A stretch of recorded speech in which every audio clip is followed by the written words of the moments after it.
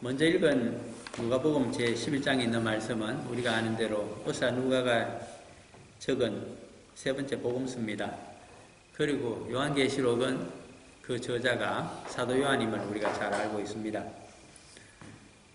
이 두 군데 말씀이 어떻게 무엇을 우리들에게 대조하고 조명을 시켜줄 것인가를 좀 생각하면서 누가복음 제11장 9절 말씀을 다시 보게 되면 우리가 익히 아는 대로 그 본문 말씀은 이렇습니다. 내가 또 너희에게 이르노니 구하라 그러면 너희에게 주실 것이요 찾으라 그러면 찾아낼 것이요 문을 두드리라 그러면 너희에게 열릴 것이니.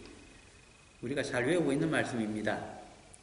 저는 오늘 그 중에서 동사 세 개를 가지고 한번 그 차이를 좀 의미를 알아보고자 합니다. 그것은 구하라는 것하고 두 번째 찾으라는 것하고 세 번째 문을 두드리라는 세 가지 용어입니다. 언뜻 보게 되면 누구나 흔히 얘기하듯이 구하라, 그것을 강조해서 찾으라, 한 번 더 재상 강조해서 두드리라 이렇게 얘기를 했다고들 흔히 생각합니다. 그런데 인생을 오래 살아가면서 말씀을 오래 묵상하면서 우리들의 삶에 성도들이 적용을 해가다 보면 뭔가 좀 다르다고 하는 그 묘미를 느끼게 되고 그 의미를 이제 파악하려고 노력하게 됩니다. 왜 그러냐 하니까 구하라고 하는 것이 제일 먼저 있는데 무엇을 구해야 될 것인가 하는 그 문제에 대해서 성경이 이미 답을 해주고 있기 때문입니다. 거기에 가장 적합한 말씀이 복음서 가운데 어디 있을까 우리가 생각을 해봐야 됩니다. 그것은 마태복음 6장으로 가시게 되면 무엇을 구해야 되는지에 대한 해답이 이미 주어지고 있습니다. 사도 마태가 자신의 스승이신 예수 그리스도의 그 말씀 가운데서 그 해답을 얻고 있습니다. 그것이 마태복음 6장 33절에 이미 기록이 되어 있습니다.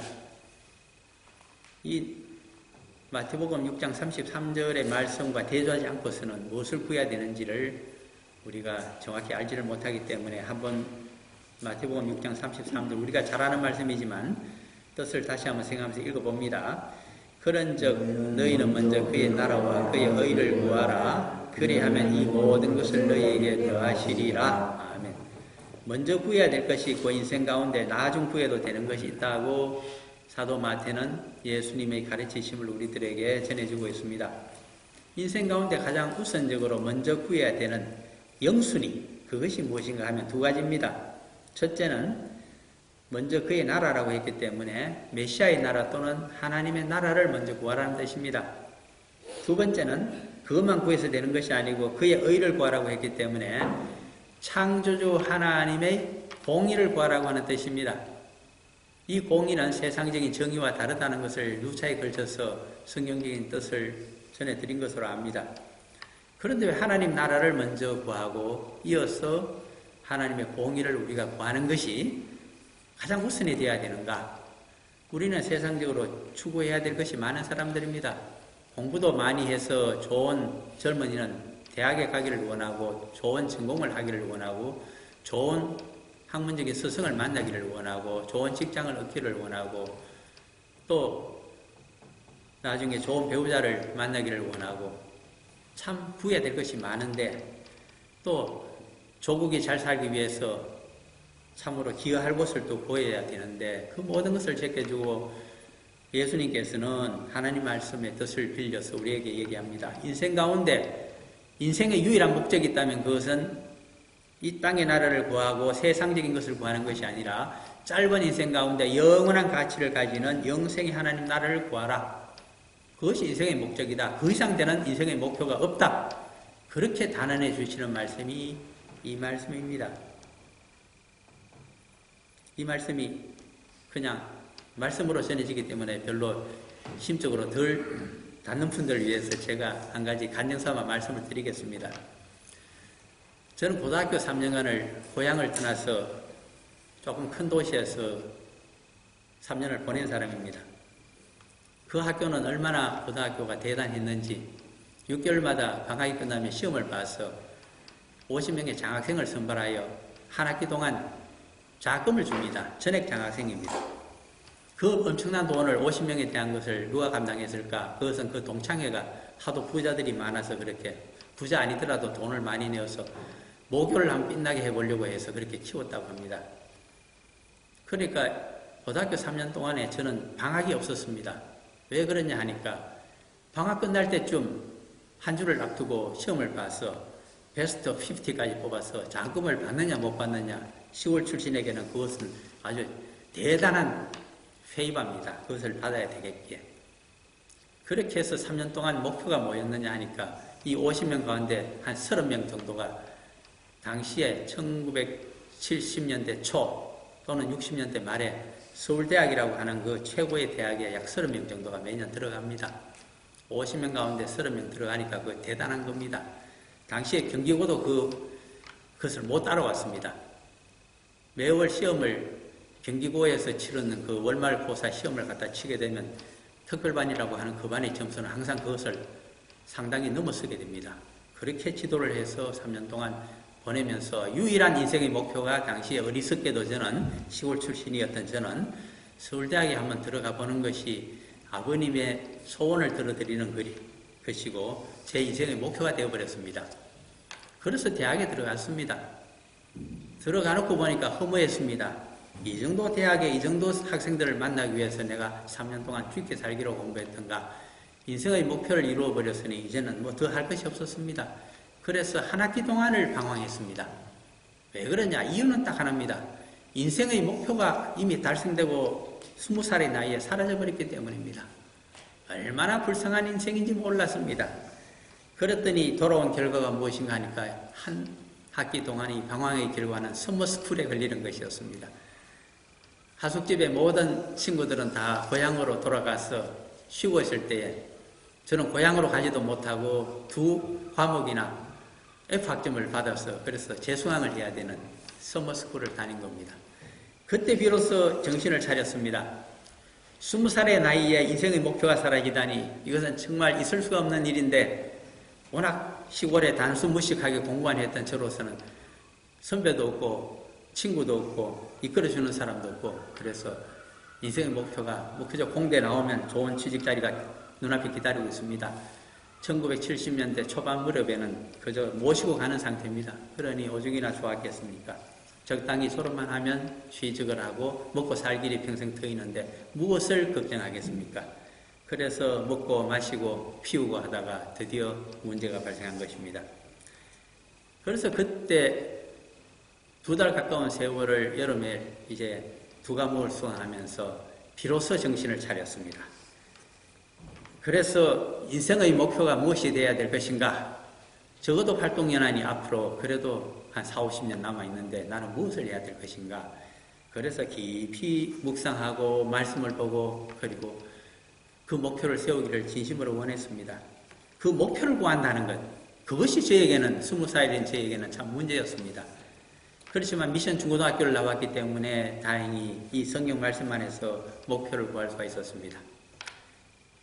그것은 좀 성경적인지 아닌지는 몰라도 당시 저에게는 절실한 답을 얻었는데, 그것이 평생을 살아갈 수 있는 인생관, 가치관, 세계관이 가장 기초만이라도 이 대학 4년 동안에 남은 3년 6개월 동안에 얻을 수만 있다면 나의 대학 생활은 성공한 것이고, 대학교든 그 가치관, 인생관, 세계관을 실현하는 것으로 나의 평생의 인생의 목표로 삼자.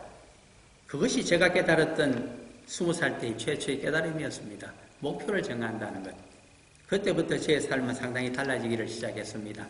다시는 서머스쿨 같은 데 걸리지 않았습니다. 그리고 교회 가서 열심히 일도 하고 기도 학생 일도 정말 열심히 했습니다.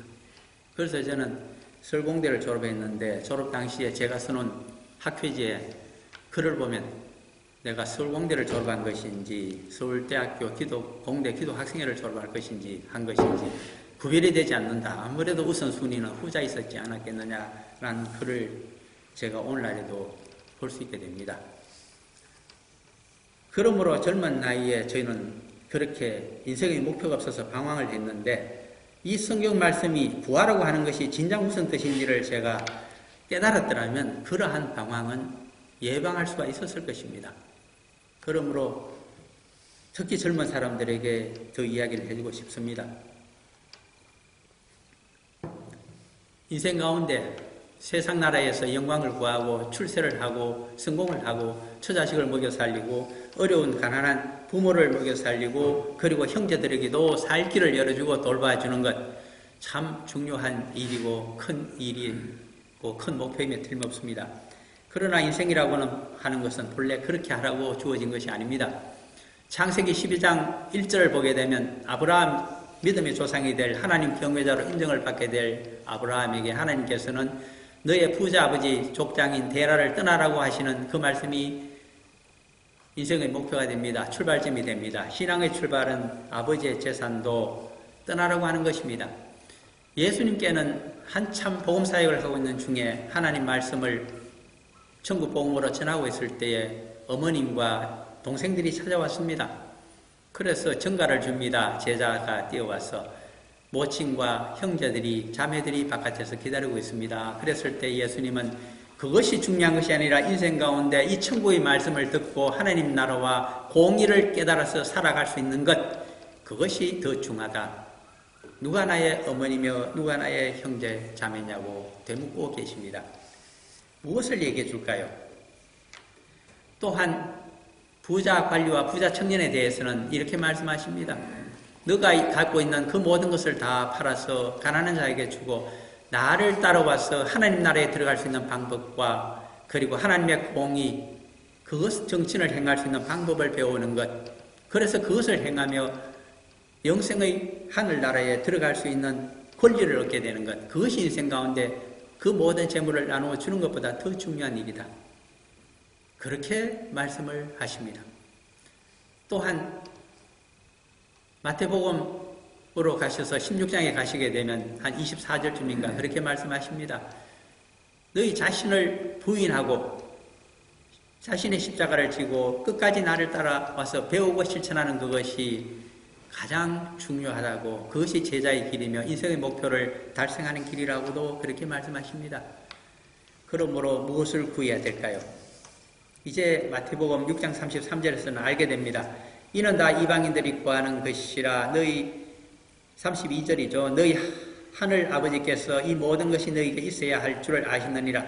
우리가 흔히 세상에서 구하고 있는 그 모든 것들도 우리에게 필요한 것인 줄 아버지 하나님께서 아시고 계시는데 이것을 덤으로 주신다고 하십니다. 보너스로 주시는데 본래의 직분을 잘 할 때 보너스로 주어진다고 합니다. 그럼 본래의 영순위로 구해야 될 것은 이미 읽어본 대로 하나님 나라와 하나님의 공의를 구하는 것입니다. 하나님의 나라는 영생의 나라입니다. 서민 이스라엘 사람들은 이 하나님의 나라를 구한다고 하면서 실제로는 하나님 나라를 구하지 아니했습니다.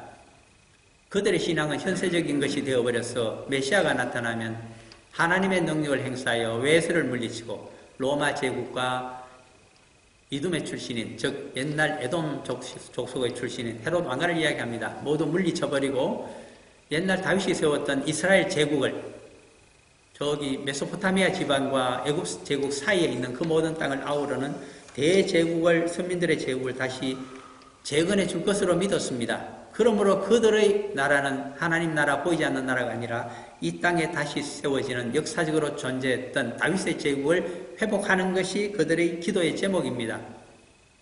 그러한 사상이 메시아 사상이었고 이사야서라든가 시편에 있는 모든 메시아에 대한 예언을 그렇게 해석을 한 사람들이 바리새인들이고 그들이 유대교 지도자들입니다. 그에 비해서 예수님은 선민만을 위한 메시아도 아니고 선민만을 구원하자고 하는 것이 하나님의 뜻도 아니고 그들만 데리고 가는 것이 하나님의 나라가 아니라고 설명을 하셨습니다. 그러므로 하나님의 나라는 그러한 이기적인 집단 이기심에 물들어 있고 선민의 제국을 이루려고 하는 그들의 사상 가운데서는 존재하지 않는다고 말씀하셨습니다. 우리들에게 적용시켜보면 우리들의 삶의 목표는 어떤 것일까요? 혹시 유대교 지도자들처럼 선민의 영광, 그저 조선 사람, 오늘날 한국 사람들의 영광만을 위해서 우리가 일하고자 하는 것일까요? 그것도 애국, 애족의 마음으로 얼마나 좋은 것인지 모르지만 한계를 가집니다. 한국 사람에게 적이 되는 자는 우리의 공동의 적이 되기 때문입니다. 원수를 미워하는 마음이 이웃나라에 대해서 없다고 누가 설명을 하겠습니까? 그런 것을 지향하고자 하는 것이 예수 그리스도의 뜻입니다. 그러면 원수까지 용서하여 모두를, 하나님의 뜻은 창조주 입장에서 공의라고 하는 것은 모든 피조물을 공정하게 공평하게 대접하고 다룬다는 뜻입니다. 그러므로 하나님의 공의라고 하는 것은 모든 피조물을 그 생명을 돌보고 모두 살려서 함께 하나님 나라에 들어가서 영생을 함께 누리게 되는 것, 그것이 하나님 나라의 뜻이고, 그렇게 하기를 인생 가운데 원하고 있는 것이 공의를 실천하는 그리스도의 제자들에게 준 사명입니다. 그 두 가지를 하라고 하십니다. 그런데 이것이 과연 그 목표를 우리들의 힘으로, 우리 인간들의 지혜로 성취할 수가 있을까요? 할 수가 없습니다. 그래서 그 처방을 마련해 주고 있습니다. 처방은 두 가지입니다. 이 목표를 성취하기 위해서 첫 번째 주고 있는 처방이 바로 마태복음 6장 10절에서 적혀져 있습니다. 예수님께서 그냥 주기도문을 우리들에게 주신 것이 아닙니다. 우리들 힘으로 할 수 없는 그것을 간절히 하나님께 기도하여 그 능력을 입어서 하라고 하시는 뜻에서 주신 것이 주기도문입니다. 그러므로 주기도문은 우리가 잘 묵상하고 그 뜻을 파악하고 깨닫게 되면 가장 위기의 순간에 우리들에게 하나님의 능력을 공급해주는 통로가 됨을 우리가 간증할 수 있게 됩니다. 6장 10절입니다. 마태복음입니다. 나라가 임하옵시며 뜻이 하늘에서 이루어진 것 같이 땅에서도 이루어지이다라고 간절히 기도하라는 것입니다. 항상 기도할 때 빼놓지 말고 주기도문을 우리가 가지고 기도해야 됩니다. 그 중에 가장 중요한 대목이 하나님의 나라가 이 땅에 우리들에게 나에게 임하시오며 하나님의 공의의 뜻이 모든 생명을 살려서 하나님 나라로 데리고 가고자 하는 그 뜻이 하늘에서 이미 이루어진 것 같이 이 땅에서 나의 인생 가운데서도 우리 조국 가운데서도 이루어지게 해 주시옵소서. 이것이 간절한 기도가 하나님의 능력을 입는 첫 번째 방법이 됩니다. 두 번째 방법은 어디에 있을까요? 그것이 오늘 본문 가운데 적혀져 있었습니다. 우리가 간구할 때 하나님께서는 어떻게 주실 것인가? 보통 것을 주시지 않습니다. 참으로 좋으신 아버지 하나님께서 가장 좋은 것으로 주십니다. 가장 능력이 되는 것, 우리의 부족한 것을 차고 넘치게 채워줄 수 있는 것을 주십니다. 그것이 두 번째 비결입니다. 오늘 읽었던 누가복음 11장 13절의 내용이 바로 그것입니다. 그런 의미와 의미적인 맥락을 생각하면서 같이 한번 읽어보겠습니다. 너희가 악할지라도 좋은 것을 자식에게 줄 줄 알거든 하물며 너희 하늘 아버지께서 구하는 자에게 성령을 주시지 않겠느냐 하시니라. 우리는 할 수 없습니다. 그러나 하나님의 영은 하실 수가 있습니다. 예수 그리스도는 스스로 부활하실 수가 없는 인간의 육신을 갖고 있었습니다. 그러나 예수 그리스도는 하나님의 영이, 성령이 부활의 영으로 역사하셔서 그를 되살려내셨습니다. 그 의미를 이야기하고 있습니다. 하나님의 나라 우리 힘으로 구할 수가 없습니다. 우리 인생의 목표가 어떻게 모두를 구원하여 영생의 나라에 가서 함께 살자고 하는데 우리의 목표가 있을 수가 있겠습니까? 현실적으로 닥치는 문제가 얼마나 많은데 그런 태평한 이야기를 할 수가 있겠습니까? 그런 걸 우리는 할 수가 없습니다. 내가 이기적으로 먼저 살아야 되고, 집단 이기적으로 내 가족이 잘 되어야 되고, 내 친지가 잘 되어야 되고, 내 민족이 잘 되어야 되는 것이 우리들의 집단적인 이기주의, 옛날 유대인 선민들이 빠져들었던 선민 우월 사상, 선민 구원 사상에 우리는 불과한 사람들입니다. 우리가 기독교인이라고요, 잘못하게 되면 옛날 유대교와 똑같아지고 맙니다. 유대교가 이해하기 어렵다면 대자를 하나 빼버리시면 되지 않겠습니까? 작은 소자를 넣는 대신에 대자만 빼버리게 되면 유교적인 질서가 지배하게 됩니다. 한국의 가부장적인 유교와 고대 이스라엘의 가부장적인 유대교가 무엇이 다릅니까? 관념은 거의 흡사합니다. 그래서 우리는 잘 배우지 않아도 유대교를 얼마나 잘 이해하고 있는 사람인지 모릅니다. 얼마나 잘 이해했으면 오늘날 기독교 교회가 한국을 지배하고 있다고 하는 그 사회에서 장로 중심의 유교적인 질서가 교회 속에 버젓이 유대교처럼 자리를 잡고 있는 것을 현실을 보게 됩니다. 누가 자유스럽겠습니까? 운신의 폭은 정말 적습니다. 그러므로 기도해야 됩니다. 기도의 가장 전제 조건은 나의 힘과 능력과 지혜로서는 이것을 성취할 수가 없다고 하는 것을 고백하는 것이 가장 먼저입니다. 자신의 능력이 하나님의 능력인 것처럼 그렇게 생각해서 자신의 힘으로 천국을 이루고 모두를 구원할 수 있다고요. 그런 착각을 하지 말아야 됩니다. 자신이 극히 이기적인 사람인 것을 육신을 입고 있는 동안에는 이기적인 목숨 유지가 얼마나 시급하며 같은 피부치를 구하는 것이 절대 절명의 철칙처럼 보인다는 사실을 똑똑히 고백해야만 합니다. 저는 그런 인간입니다. 그러나 하나님의 도구로 사용하고자 하시니 예수 그리스도를 스승으로 삼고 그에게서 배운 대로 하나님 나라를 위해서 하나님의 공의를 실천할 수 있는 인간으로 저를 만들어 주십시오. 식사할 때마다, 잠이 깰 때마다, 잠자기 전에도 항상 기도합니다. 그렇게 기도할 때 성령께서, 내주하신 성령께서 우리의 영을 깨우시고 함께 하시며 역사하십니다. 가장 위급한 순간에 막아서시는 하나님의 놀라운 손을 보게 됩니다. 그래서 우리가 범죄로부터 떠날 수가 있으며 우리들의 죄악으로부터 우리가 떠날 수가 있는 존재입니다. 그 능력이 없다면 우리는 가리움을 받을 수도 없고 우리 자신이 수치스럽고 엄중스러워서 진저리를 칠 것입니다. 그 점을 기억하셔야 되겠습니다. 로마서 7장에 있는 사도 바울이 깨달은 자의 목소리가 어떻게 그렇게 처참한지 그것은 우리 자신을 두고 한번 살펴보라고 하는 말씀인 줄 우리는 솔직하게 고백해야 될 것입니다. 두 번째, 무엇을 찾아야 될까요? 이 찾는다고 하는 것은 구한다고 하는 목표적인 개념이 아니라 이 목표를 달성할 수 있는 세상적인 수단을 설명하고 있는 것이 찾으라는 개념입니다.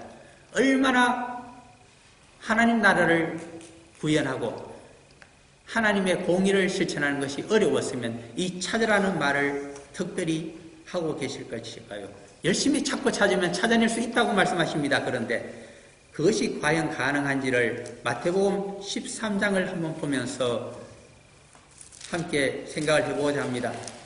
마태복음 13장으로 가시게 되면 천국에 관한 비유를 하나님 나라를 실현할 수 있는 방법을 세 가지로 설명해 주고 있습니다. 그것이 마태복음 제13장 44절에서 50절 사이에 있는 천국에 대한 세 가지 비유의 내용입니다. 거기에서 하나님 나라를 어떻게 우리가 추구할 수 있는가에 대한 방법론 세 가지를 우리가 찾아야 될 방법 세 가지를 말씀해 주십니다.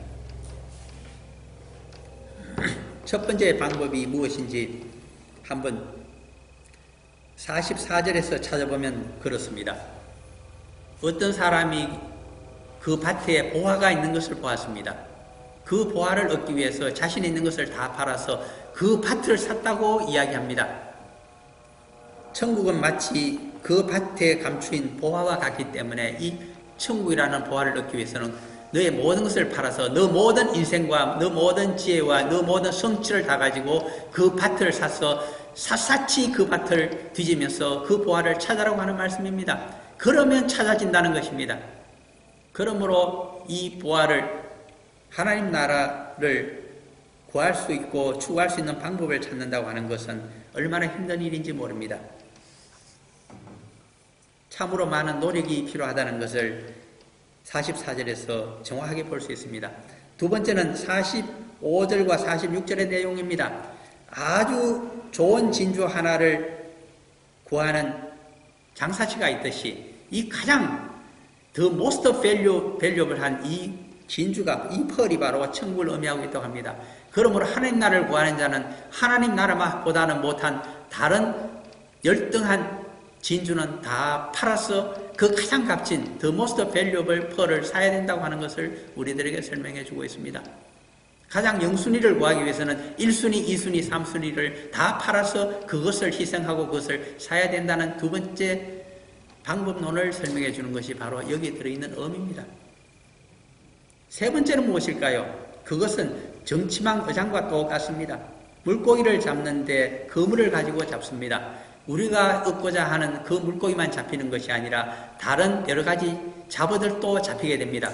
그러므로 잡어들을 하나하나 가려내고 얻고자 하는 그 생선을 따로 가려내는 작업이 반드시 필요하다고 우리들에게 말하고 있습니다. 무엇을 이야기해 줄까요? 우리들은 하나님 나라와 하나님의 공의를 추구한다고 하면서 굉장히 자기가 거룩해진 줄 압니다. 그러나 그것을 추구하는 그 사람 당사자, 저를 비롯한 여러분들 성도들은 별로 그렇게 거룩하지가 못합니다. 자기 열정과 때로는 자기 뜻과 자기 의지로 자기 고집대로 그 일을 하나님 일을 밀어붙이는 경우가 왕왕 많습니다. 그럴 때 우리에게 주시는 말씀은 이 세 번째 방법론이 될 것입니다. 우리 가운데 있는 잘못된 이기적인 습성과 자기 고집과 모든 것들을 마치 쓸모없는 물고기를 버리듯이 다 버리라고 하는 뜻입니다. 가려내서 버려라.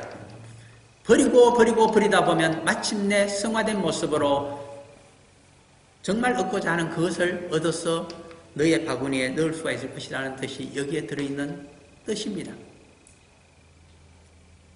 이 말씀을 잘 이해하고 깨달은지 못 깨달은지 몰라도 20세기 마지막에 있었던 유명한 정치 사상가가 한 사람이 있습니다.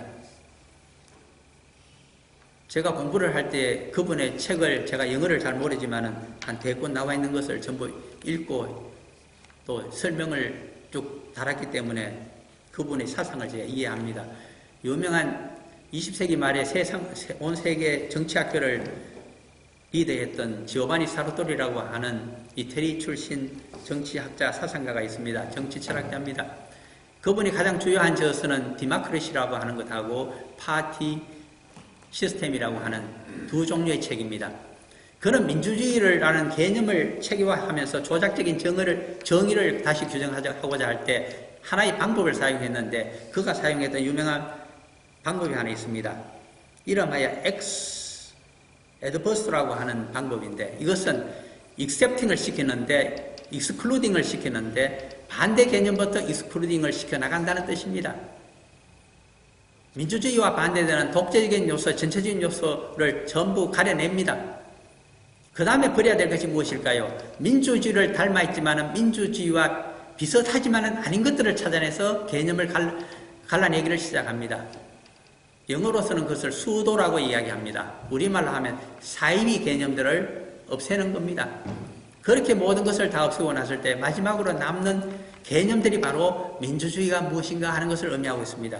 그것을 엮어서 체계화시키게 되면 마침내 민주주의에 대한 워킹 데피니션, 조작적인 정의가 나타나게 됩니다. 그렇게 해서 민주주의를 개념을 알아낸 것이 아주 두꺼운 책 한 권입니다. 가장 중요한 그의 방법론은 엑스 에드버스였습니다. 거기가 바로 그의 방법론이 이 말씀에 적합합니다. 그가 이 말씀대로 했더라면 진작에 그는 깨달아서 아마 그렇게 했겠죠. 우리는 아직도 그 방법을 잘 모릅니다만 그렇습니다. 그 개념을 정화시키는 것이 아주 어려울 때에 반대되는 개념부터 없애는 것, 그리고 비슷하지만 사이비적인 것을 없애가는 것, 마지막에 남는 그 정수가 가장 그것을 본질적으로 가리키고 있는 개념입니다. 성도란 누구일까요? 거룩한 하나님의 백성이 누구일까요? 그것에서 먼 것부터 우상을 섬기는 것, 이방신을 섬기는 것, 수호신을 섬기는 개념부터 다 없애야 됩니다. 비슷하지만 아닌 유대교적인 요소도 다 없애야 됩니다. 마지막에 남게 되는 그것이 삼일째 하나님이요, 하나님 나라요, 만민구원이요, 영생구원의 사상, 하나님의 공의의 정신밖에 남지 않습니다. 그것을 위해서 예수 그리스도가 마지막 방법을 사용하십니다. 자신의 몸을 희생하여서 그 나라를 얻고자 합니다. 그래서 오늘 읽었던 마태복음 13장 44절에서 46절 사이에 똑같은 말을 두 번 되풀이합니다. 44절에 보게 되면 기뻐하며 돌아가 자기의 소유를 다 팔아 그 밭을 사느니라. 자기의 소유를 다 팔았다는 말을 한번 하고 46절에 가게 되면 마태복음 13장입니다. 극히 값진 진주 하나를 발견함에 가서 자기 소유를 다 팔아 그 진주를 샀느니라. 워낙 중요하기 때문에 두 번 강조한 겁니다. 하나님의 나라 어떻게 하면 그것을 우리가 방법론적으로 구현할 수가 있을까요? 방법은 하나입니다. 자기 것을 다 팔아야 됩니다. 모든 것을 희생해야만 됩니다. 그때 우리는 하나님 나라가 묻힌 보화를, 그 밭을 사고 그 보화를 캐낼 수가 있으며 가장 지극히 값진 진주와 같은 그 하나님 나라를 얻을 수가 있다고 하는 대목입니다. 방법은 그밖에 없습니다. 예수님은 어떻게 하셨을까요? 공생의 3년 6개월간 모든 비난과 모든 자신에 대한 폄하를 다 견디셨습니다. 조롱과 희롱까지 견디셨습니다. 마지막 체포라는 치욕도 당하시고 불법적인 신문도 받으셨습니다. 그가 사랑하는 하나님을 섬긴다고 하는 유대교 지도자들로부터 이단으로 정죄를 받아서 그는 사형에 해당되는 자로, 하나님 모독자로, 하나님 창침자로 그렇게 정죄가 되고 맙니다. 마지막에는 사형 집행권을 가지고 있는 로마의 총독에게 넘겨져서 그는 십자가 처형을 당하게 됩니다. 로마 황제에 대한 반역자에게만 주는 그 처형을 당하게 된 수치스러운 저주스러운 십자가 처형대에 못 박힌 사람이 되고 맙니다. 그러나 그것은 대속의 십자가입니다. 하나님 나라와 하나님의 공의를, 모두의 생명을 살리는 방법은 자신의 몸까지 던져주는, 피와 살까지 모두 던져줄 수 있는 그 완전한 희생밖에 없었기에 그 방법을 선택하여서 우리들에게 어떻게 하면 하나님 나라를 이룰 수 있는가, 하나님의 공의를 실천할 수 있는가, 그 방법을 생각하라고 우리들에게 말씀해 주시는 표상이 되고 있습니다. 마지막으로 한 가지를 더 살펴보아야만 합니다.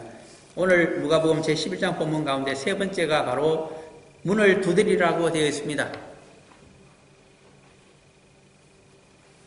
이 말씀을 정확하게 이해하기 위해서는 우리가 두 번째로 읽었던 요한계시록 3장 20절에서 22절 말씀까지를 다시 비교해 보아야만 됩니다. 이 말씀의 뜻이 어떻게 적혀져 있을까요? 가장 마지막에 있기 때문에 요한계시록에 적혀져 있습니다. 3장 20절에서 22절. 20절은 이렇습니다. 볼지어다 내가 문 밖에 서서 두드리노니 누구든지 내 음성을 듣고 문을 열면 내가 그에게로 들어가 그와 더불어 먹고 그는 나와 더불어 먹으리라. 예수 그리스도의 부활하신 예수 그리스도의 성천하신 그분의 음성입니다. 영으로 오셔서 우리들에게 임재하시겠다고 그러십니다. 함께 남은 인생을 살아가시겠다고 하십니다. 남은 인생 가운데 예수 그리스도의 제자답게 예수 그리스도와 함께 살아가는 그 기쁨과 승리의 영광을 주시겠다고 하십니다. 방법은 무엇일까요? 예수 그리스도가 우리의 심령을 두드리고 있습니다. 그 소리를 듣고 너 스스로 문을 열라고 하십니다. 마음의 문을 열어야 됩니다. 자폐적인 현상, 내 편과 남의 편을 가르고 있는 그 폐쇄적인 문을 우리는 열어 제껴야 됩니다. 이 문을 연다는 뜻이 어렵기 때문에 한 번 더 누가복음을 끝내면서 의사 누가가 우리들에게 적어주고 있습니다. 부활하신 예수님께서 40일간 사도와 제자들을 재훈련시키시면서 마지막 하신 말씀을 요약해서 적고 있는 것이 누가복음 제24장 44절에서 49절까지 말씀입니다. 의사 누가가 누가복음을 끝내기 전에 가장 중요한 40일간의 강훈, 교육의 내용을 집약해서 적어주는데 그 가운데 44절, 45절이 이렇습니다. 누가복음 제24장 44절, 45절입니다. 제가 읽어드립니다. 또 이르시되 내가 너희와 함께 있을 때에 너희에게 말한 바 곧 모세의 율법과 선지자의 글과 시편에 나를 가리켜 기록된 모든 것이 이루어져야 하리라 한 말이 이것이라 하시고 45절이 중요합니다. 이에 그들의 마음을 열어 성경을 깨닫게 하시고 어떻게 하면 성경을 깨달을 수가 있을까요? 많은 사람들이 저에게 묻고 의사 누가에게도 물었을 것입니다.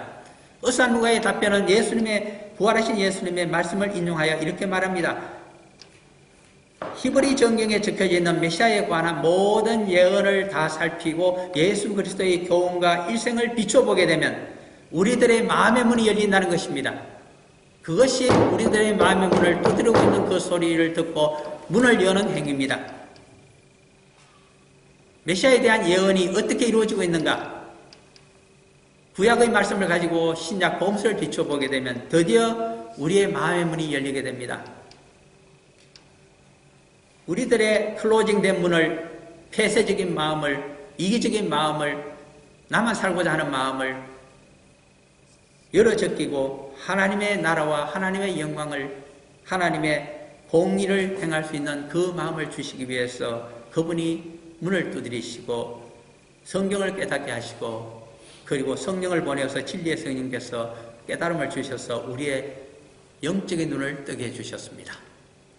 그것이 문을 두드린다는 의미입니다. 좀 말이 어렵기 때문에 좀 쉽게 이해하기 위해서 한 가지 경험적인 말씀을 드리고자 합니다. 세상을 살아가다 보면 하나님의 일을 한다고 하면서도 원수진 사람도 있고 우리 자신을 미워하는 사람들도 생기게 마련입니다. 성도들의 삶은 항상 그렇습니다. 그들을 어떻게 하면 용서하고 그들의 미움을 해소시킬 수가 있을까요? 그 방법에 대해서 사실은 마태복음 16장에 가게 되면 사도 베드로가 주는 그리스도시요 살아계신 하나님의 아들입니다라고 고백했을 때 너에게 천국의 열쇠를 주면서 한 가지 말씀을 우리 주님께서 덧붙여 주십니다. 땅에서 기도로 풀게 되면 하늘에서도 풀릴 것이요 땅에서 닫게 되면 하늘에서도 닫히게 된다고 말씀하십니다. 문을 여는 방법은 그러므로 기도 가운데 아뢰면서 우리 스스로 원수를 용서한다고 문을 열어야 됩니다. 나를 미워하는 자를 성령께서 역사하셔서 그 미움을 없애달라고 하나님께 기도해야 됩니다. 그러면 그 기도를 들으시고 성령께서 역사하십니다. 하나님의 마음을 움직이셔서 하늘에서도 미움을 사랑으로 나를 미워하는 자의 마음을 오픈시켜서 서로 좋아하는 마음으로 만들어주시는 놀라운 창조의 역사가 있게 됩니다. 그것을 믿고 바라보면서 나가야 될 자들이 우리 성도들입니다. 그래서 세 번째 문을 두드리려고 합니다. 더 쉬운 말로는 오늘날 네트워킹이라는 말을 많이 사용합니다. 하나님의 일을 하거나 세상 일을 하는데 마지막 방법이 무엇일까요? 그 사람을 찾아가서 문을 두드리는 것입니다. 기도하면서 가서 그 문을 두드릴 때 하나님께서 역사하셔서 그 문이 오픈되어 있는 것을 우리에게 보여주십니다. 그것이 하나님의 역사입니다.